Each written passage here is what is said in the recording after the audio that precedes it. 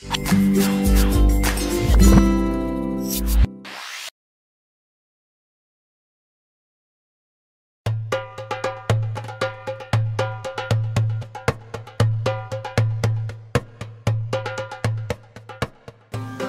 bin Rabah adalah orang berkulit hitam dari Habsyah yang memeluk agama Islam saat masih menjadi budak.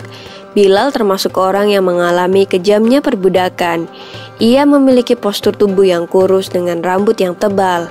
Abu Bakar yang mengetahui bahwa Bilal terus-menerus disiksa oleh majikannya bermaksud ingin membebaskannya. Suatu hari Abu Bakar menemui Bilal di bawah terik sinar matahari karena sedang mendapatkan hukuman dari majikannya yang bernama Umayyah. Bilal diikat dan dijemur menghadap matahari di tengah padang pasir yang sangat panas. Bahkan dadanya pun ditindih dengan batu yang cukup besar sehingga nafasnya menjadi sesak. Abu Bakar segera mengajukan penawaran kepada Umayyah untuk membeli Bilal. Umayyah yang cukup terkejut malah menaikkan harganya berlipat ganda. Ia mengira bahwa Abu Bakar tidak akan sudi untuk membayar mahal demi budak seperti Bilal. Namun ternyata Abu Bakar bersedia.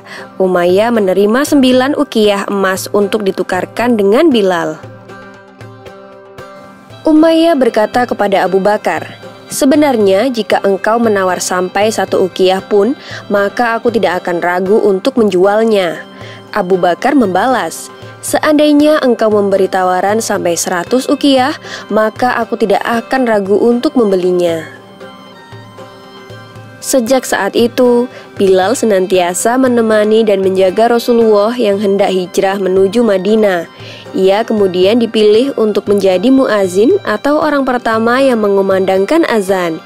Bilal dipilih karena memiliki suara yang indah dan keras, sehingga dapat menjangkau seluruh penjuru Madinah. Suatu hari ketika tiba waktunya bagi kekasih Allah untuk meninggalkan urusan duniawi, Bilal menjadi tak sanggup lagi mengumandangkan azan. Setiap sampai pada kalimat, "Aku bersaksi bahwa Muhammad adalah utusan Allah," ia langsung menangis terseduh-seduh.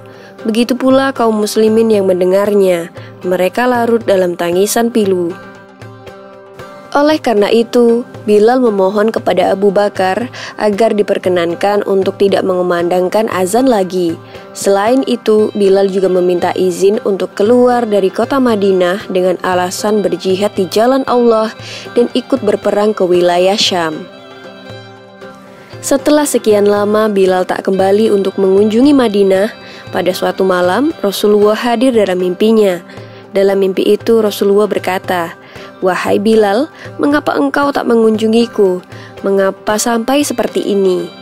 Bilal pun segera terbangun. Tanpa berpikir panjang, ia segera mempersiapkan perjalanan kembali ke Madinah. Setibanya di Raudah, Bilal menangis dan melepas rasa rindunya. Di tengah tangisnya itu, nampak 2 cucu Rasulullah yaitu Hasan dan Husain datang mendekatinya. Dengan mata berlinang, Bilal yang kian beranjak tua segera memeluk kedua anak lelaki tersebut.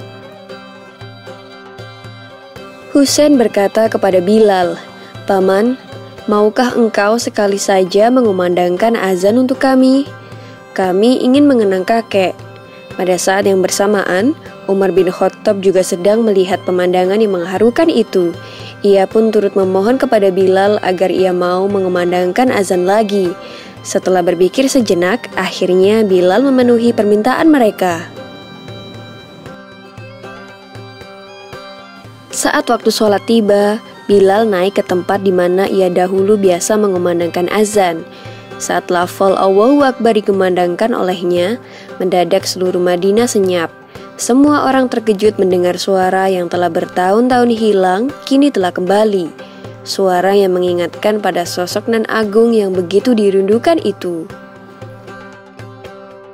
Ketika Bilal sampai pada lafal Asyhadu alla ilaha illallah, seluruh warga Madinah berlarian ke arah suara itu. Sewaktu Bilal hendak mengumandangkan Asyhadu anna, Madinah tiba-tiba pecah oleh tangisan yang sangat memilukan. Bilal pun tak sanggup lagi untuk melanjutkan azannya. Mereka semua menangis, teringat masa-masa indah dan kejayaan bersama Rasulullah. Di antara mereka, Umar bin Khattablah yang paling keras tangisannya. Di atas menara Nabawi, Bilal mulai beranjak turun dan wajahnya dipenuhi oleh air mata yang berderai. Itulah azan pertama dan terakhir bagi Bilal setelah Rasulullah wafat. Bilal wafat pada tahun 20 Hijriah di Damaskus saat ia berusia sekitar 60 tahun. Demikian kisah Bilal bin Rabah dan azan terakhir di Madinah. Semoga kisah ini dapat menambah iman kita semua. Amin ya robbal alamin.